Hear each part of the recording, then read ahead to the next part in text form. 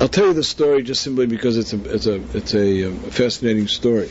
My father told me that before he left Krakow, that he was interested in being able to take a glance at what was then one of the treasured communal resources of all of Europe. There was a pinkus, meaning a communal log, which was had been faithfully recorded in over centuries. All of the significant occurrences and information of Krakow. And it became something of a tourist attraction, and was just by simple use was becoming abused. So the elders of the community concluded that the pinkus was not to be shown anymore to people who were curious, that it was a very special kind of a manuscript, a very special source of information, and had to be held under constant lock and key. So I believe he said it was the Ramos Shul right next to the cemetery, and my father stopped at the cemetery on the way into the shul, and one of the greats who is buried in that cemetery was, I believe his name was Hornosteipel-Milwaukee, who was known as the Megali Amukos. The Megali Amukos was a preeminent Kabbalist in the late 15th century, perhaps the beginning of the 16th in the late 16th century.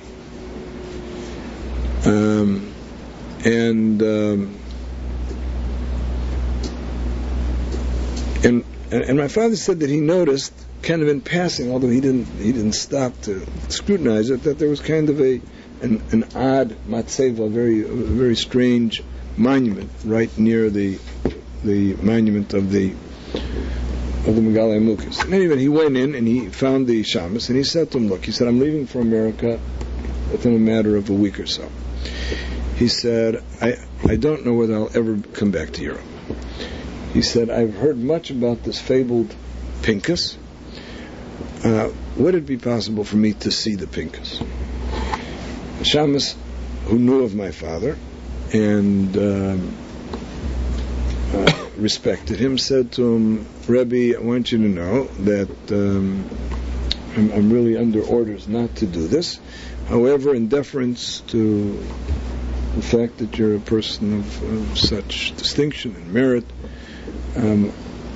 I will take it out, and you can have a brief period of time in which to examine it, and then we can replace it under lock and key." And so he brought out the pinkus.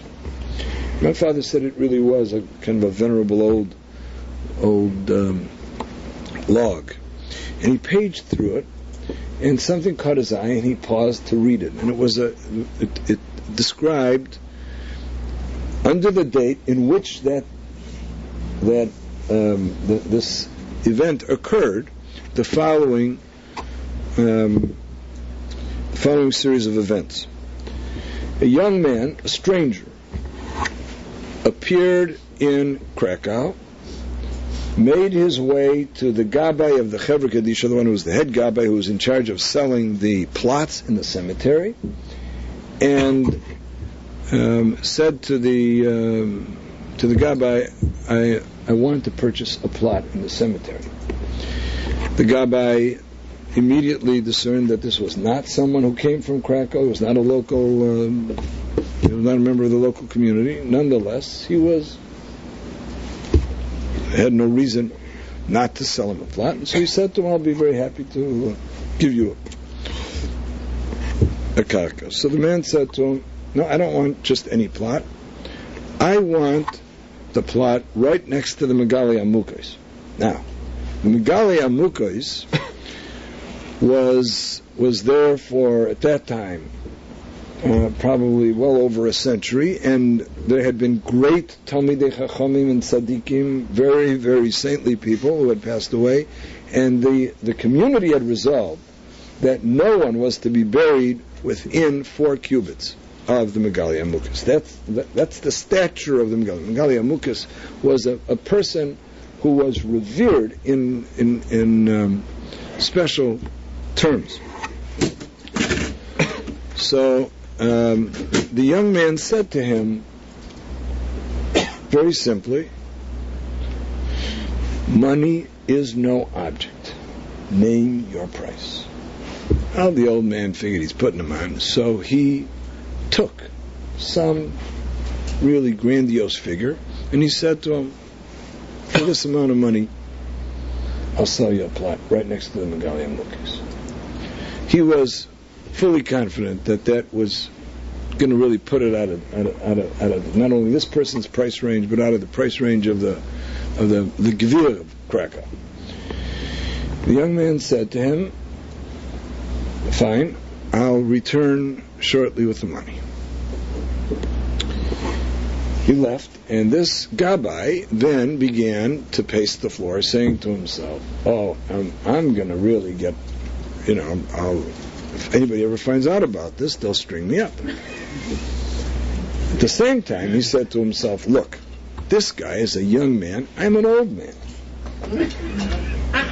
Meanwhile, I can live out my days in comfort. By the time this fellow dies, I'll be long in another world, and who's going to come after me?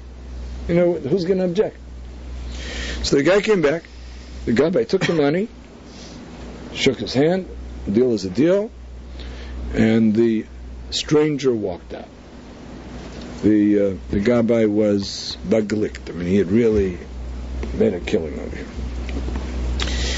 A number of days later, somebody came in to inform the Gabbai that they needed a karka, they needed a burial place, because some stranger had just passed away. The Gabbai, it's recorded, was immediately put into a state of great anxiety and said, was it a young or an older man? He said, no, as a matter of fact, it was a very young man. So he went to see for himself, and indeed it was this fellow to whom he had sold the place right next to the Megali Amukas, and it was clear as day to him that if he would announce or divulge what he had done, that there would be 2 burials that day.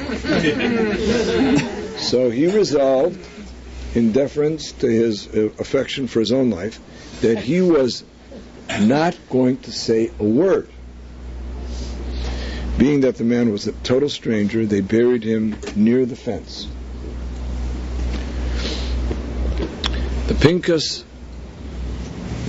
relates that night the Gabbai was visited in his dream by the young man and said to him, Yesha, where's justice?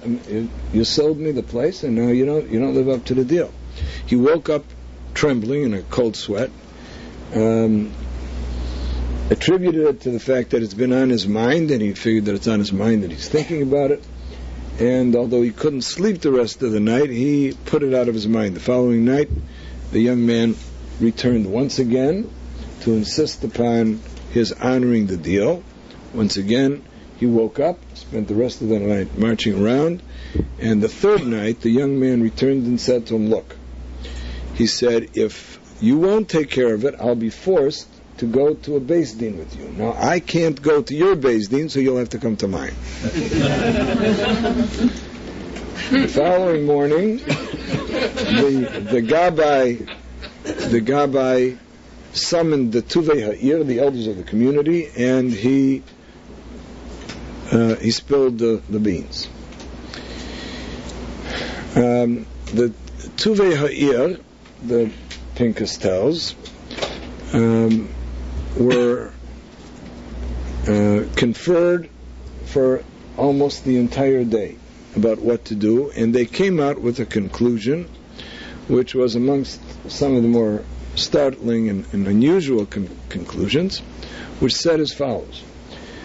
We do not feel that it is appropriate for us to take a perfect stranger and inter that person next to the holy Megali Amukos.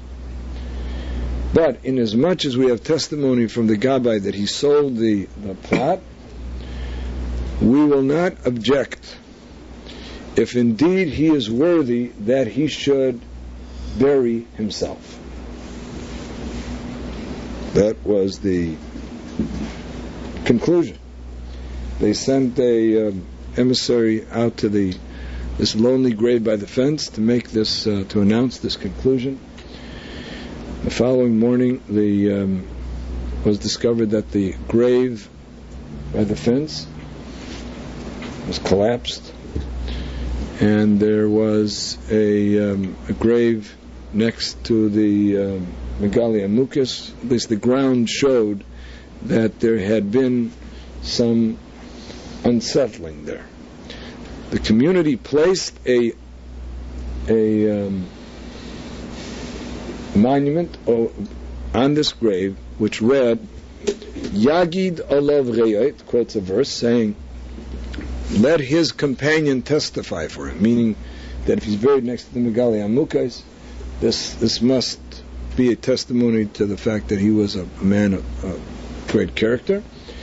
And the epitaph reads, Po Nitman, here lies interred, Mi Shepina es Atzmoy Lakan, he who buried himself.